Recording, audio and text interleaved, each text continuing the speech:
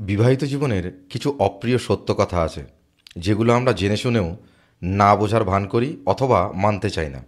আমরা ধরেই নিই যে বিবাহিত জীবন মানে দুজনে বেশ ভালো থাকবো, আনন্দে থাকবো, সুখে থাকবো। এটা অবাস্তব।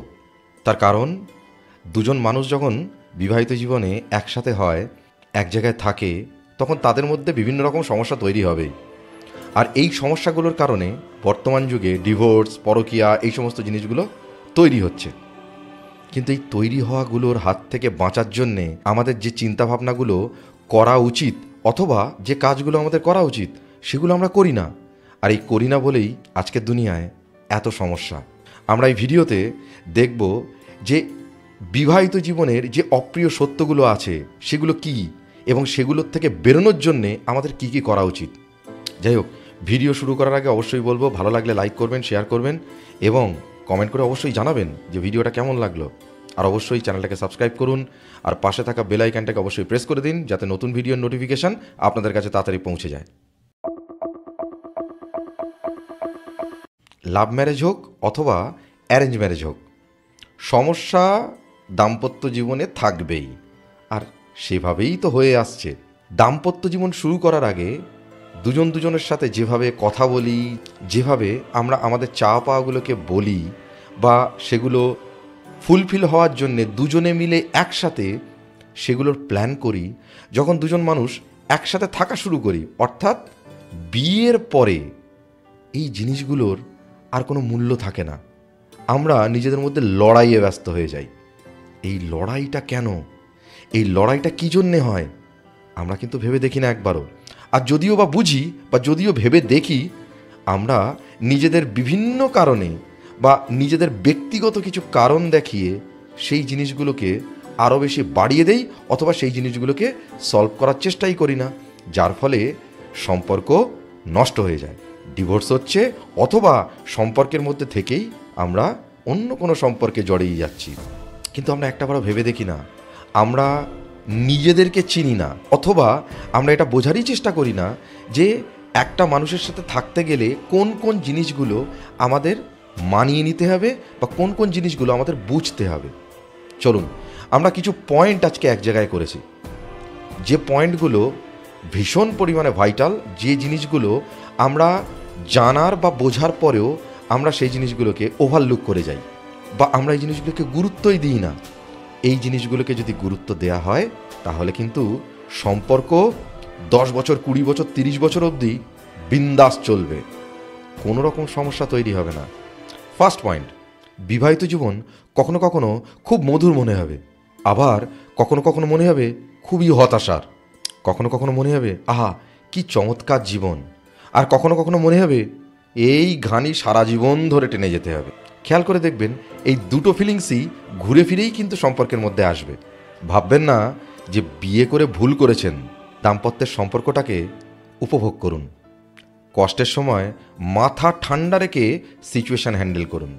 2 নম্বর পয়েন্ট, দেখুন আপনি যদি আপনার পার্টনারকে খোঁচান, আপনার পার্টনারও আপনাকে খোঁচাবে। তবে এই খোঁচাখুচিতে দুজনেরই বেশি মন দেয়া চলবে না। আপনি যদি নিজের খোঁচানোগুলোকে বাদ দিয়ে পার্টনার আমাকে এই বলে খুঁচিয়েছে এগুলো নিয়ে পড়ে থাকেন, তাহলে কিন্তু গণ্ডগোল। কখনো কখনো আপনার মনে হতে পারে পার্টনার হয়তো গ্যাস লাইটিং করছে, কিন্তু অ্যাকচুয়াল ফ্যাক্টরটা এটাই, ম্যাক্সিমাম ক্ষেত্রেই কেউ কারোর সাথে গ্যাস লাইটিং কিন্তু করে না, যদি সে সাইকোলজিক্যালি ডিসব্যালেন্সড হয়। তাই ভুলতে আর ক্ষমা করতে শিখুন, সামনে এগিয়ে যান, জীবনে সুখের কিন্তু শেষ নেই। পয়েন্ট নাম্বার 3, আমরা জানি ভালোবাসা মানে সমান সমান, তার মানে কিন্তু এটা না যে 50-50। ভালোবাসা মানে 100-100। দুপক্ষই যদি শতভাগ না দেয় তাহলে কিন্তু সম্পর্ক জিতবে না। আবার আপনি যদি 100-এর জায়গায় 150 বা 200% দিয়ে ফেলেন তাহলেও কিন্তু সম্পর্ক টিকবে না, আপনি হেরে যাবেন। একটা জিনিস মাথায় ঢুকিয়ে নিন, দাম্পত্য সম্পর্কে ভালোবাসা সমান সমান হয় না। কেউ না কেউ দেখবেন একটু বেশিই ভালোবাসবে। অসমান ভালোবাসায় আমরা একসাথে থাকি, হেরে গিয়েও একসাথেই থাকি। পয়েন্ট নাম্বার 4, দেখবেন ঝগড়ার পরে অন্তরঙ্গ হওয়ার ব্যাপারটা ম্যাক্সিমাম ক্ষেত্রেই ঘটে না। কখনো কখনো একটা ঝগড়ার শেষে নতুন কোনো ঝগড়ার প্রিপারেশন শুরু হয়, এতে দূরত্ব বাড়ে, অভিমানটাও অনেক বেশি হতে থাকে। আমার উপদেশ, কোনো না কোনোভাবে ঝগড়াটা মিটিয়ে একটু অন্তরঙ্গ হয়ে যান। খেয়াল করে দেখবেন, দুজনের মধ্যে কেউ যদি ঝগড়াটা মিটিয়ে একটু অন্তরঙ্গ হওয়ার চেষ্টা করে, উল্টো দিকের ব্যক্তিটার বা আপনারই হয়তো মনে হতে পারে, আবার মনে হয় নতুন করে প্রেমে পড়লাম। পয়েন্ট নাম্বার 5, বিয়ের আগে আমরা ভাবি যে মানুষটাকে ভালোবাসলাম তার সাথে নিশ্চয়ই কোনো ঝগড়াঝাটি হবে না, কোনো ক্ল্যাশ হবে না, কোনো রকম সমস্যা তৈরি হবে না। কিন্তু এটা হয় না। আপনি যেটা ভাববেন না সেটাই হবে, অর্থাৎ ঝগড়া অনিবার্য। মন কষাকষি হবে, স্বার্থের দ্বন্দ্ব বাঁধতে শুরু করবে। পরিষ্কার কথা, ঝগড়ার সময় ফেয়ার অ্যান্ড লজিক্যাল থাকুন, যাতে ঝগড়া মিটিয়ে সম্পর্কটাকে আবার ঠিকঠাক করে নিতে পারেন। পয়েন্ট নাম্বার 6, খেয়াল করে দেখবেন, সম্পর্কটা যখন সংসারে রূপান্তরিত হয়, কিছু কিছু সময় দুজনেরই মনে হবে সংসারটা যেন জেলখানা হয়ে গিয়েছে। সেজন্যে কিছু সময় দুজনের ক্ষেত্রেই প্রযোজ্য, একটু একা থাকুন, একটু একা সময় কাটান, অথবা এই সংসারের বাইরে আপনাদের যারা পরিচিত ব্যক্তি আছে বা আত্মীয় স্বজন আছে তাদের সাথে একটু সময় কাটান, বন্ধুবান্ধবের সাথে সময় কাটান। তারপর আবার ফিরে আসুন ওই প্রিয় মানুষটার কাছে। দেখবেন সংসারটাকে আর জেলখানা মনে হবে না। Point number 7, it's very important.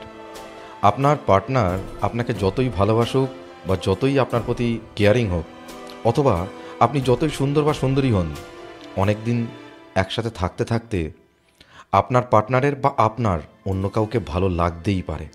বলা ভালো, ভালো লাগবেই, এটা এড়াতে পারবেন না। দিবাস্বপ্ন দেখুন, ঠিক আছে, কিন্তু সেই দিবাস্বপ্নের পিছনে ছুটবেন না, আপনার পার্টনারের গুরুত্বটা বুঝতে শিখুন। পয়েন্ট নাম্বার 8, ফিজিক্যাল রিলেশন একটা দাম্পত্য সম্পর্কে একটা ভীষণ ইম্পর্টেন্ট পার্ট প্লে করে, কিন্তু সময়ের সাথে সাথে এবং বয়স বাড়ার সাথে সাথে খেয়াল করে দেখবেন প্রত্যেকবার একই রকম অনুভূতি দুজনের ক্ষেত্রেই আসবে না। কিছু খামতি আপনাদের চোখে পড়বে, সেটা সময়ের সাথে বা বয়সের সাথে, এটা ন্যাচারাল। অন্য কারোর প্রতি টান অনুভব করবেন অন্তত এই ব্যাপারে, কিন্তু ভুলেও অন্যদিকে পা বাড়াবেন না। বরং এটা করতে পারেন, দাম্পত্য সম্পর্কে ফিজিক্যাল রিলেশনটাকে অন্যরকম মাত্রা দিতে পারেন। কিভাবে বলুন তো? একটু ক্রিয়েটিভ হয়ে নতুন কিছু যোগ করতেই পারেন। তাহলে দেখবেন চাহিদাটা পার্টনারকে দিয়েই পূরণ হয়ে যাচ্ছে। সেক্ষেত্রে বয়স যতই বাড়তে থাকুক, যে পয়েন্টগুলো আপনাদের সাথে এতক্ষণ আলোচনা করলাম সেগুলো ছাড়াও শেষ পর্যন্ত একটা কথাই বলবো, অর্থাৎ last but not the least, একটা দাম্পত্য সম্পর্ক তখনই সুন্দর হবে যদি মানুষটা সঠিক হয়। এবং এই যে ব্যাপারগুলো নিয়ে এতক্ষণ আলোচনা করলাম, এই ব্যাপারগুলো দুজনই যদি সুন্দরভাবে বোঝার চেষ্টা করেন বা বুঝতে পারেন। চারিদিকে এত কিছু দেখার পরেও বারবার মন একটা জিনিসই চায়, এটুকু আশা করতে, কারোর সম্পর্ক যেন না ভাঙে, সবাই যেন তার পার্টনারের সাথে বুড়ো হতে পারে। যাই হোক, ভিডিওটা কেমন লাগলো অবশ্যই কমেন্ট করে জানাবেন। ভালো লাগলে লাইক করবেন, শেয়ার করবেন, চ্যানেলটাকে সাবস্ক্রাইব করবেন, আর পাশে থাকা বেল আইকনটা অবশ্যই প্রেস করে দেবেন যাতে নতুন ভিডিওর নোটিফিকেশান আপনাদের কাছে পৌঁছে যায়। আজকের মতো বিদায় নিচ্ছি, নতুন কোনো ভিডিও নিয়ে আবার দেখা হবে। সবাই সুস্থ থাকবেন, ভালো থাকবেন, নমস্কার।